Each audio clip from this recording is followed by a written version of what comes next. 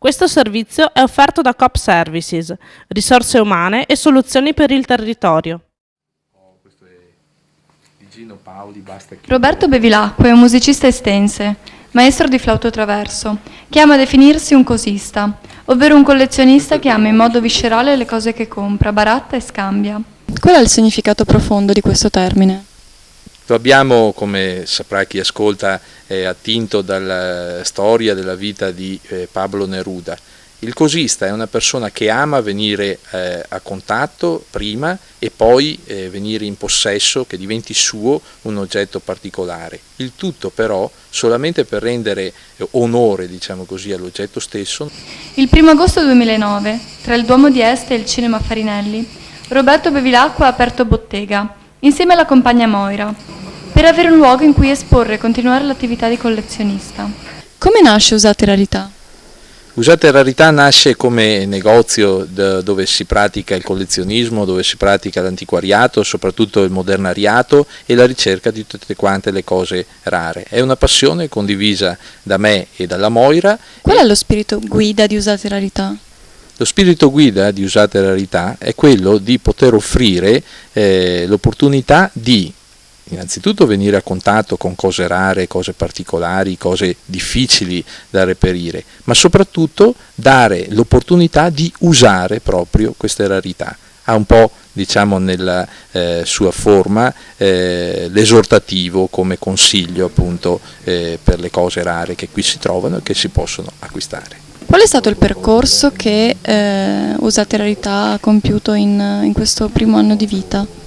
È stato un percorso pieno di soddisfazioni, anche di sacrifici, il primo quello di dover tenere chiusa la porta durante il periodo invernale, ma questa è stata una scelta obbligata perché la porta seicentesca, se fosse stata così oggetto di un po' di violenza facendo un oblò che avrebbe permesso di tenerla aperta, avrebbe dato più opportunità commerciali, ma sicuramente avrebbe tolto qualcosa a questo sito che è stato rispettato.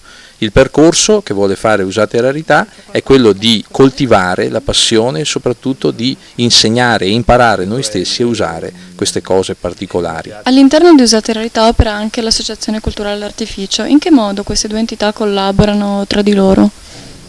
L'Artificio, pur avendo annoverato nelle 30 manifestazioni organizzate la presenza di personaggi estremamente importanti, personaggi illustri, ha sempre cercato, così come fa Usate Rarità, di portare delle eccellenze, delle cose particolari, delle cose difficili o delle persone difficili da incontrare, da trovare, a stretto contatto con chiunque abbia voluto frequentare e partecipare, ovviamente in modo assolutamente gratuito e sempre con il rinfresco offerto da Moira Facciolo, lo chiamiamo bicchierata culturale, per poter stare con l'artista, per poter capire questo artista cosa dice attraverso le sue opere d'arte, per capire quel fuoco che gli arde dentro, cosa dà, cosa può dare a tutti quanti noi. La sede di Usate Rarità è un palazzo storico che è stato ristrutturato, ma vogliamo saperne di più. La sede di Usate Rarità fa parte di un palazzo storico, quello del conte Fracanzani.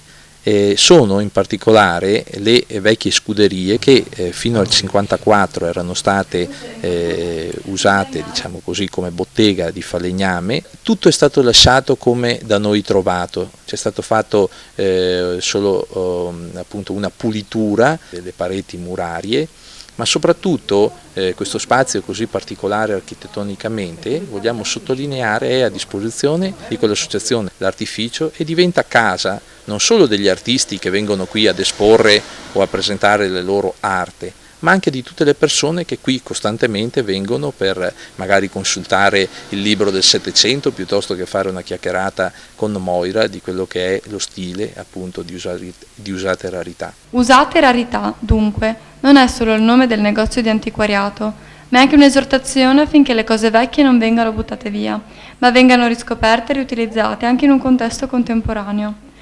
È un luogo aperto a chiunque, sia chi volesse dare un'occhiata, sia chi volesse portare avanti una collaborazione tra collezionisti.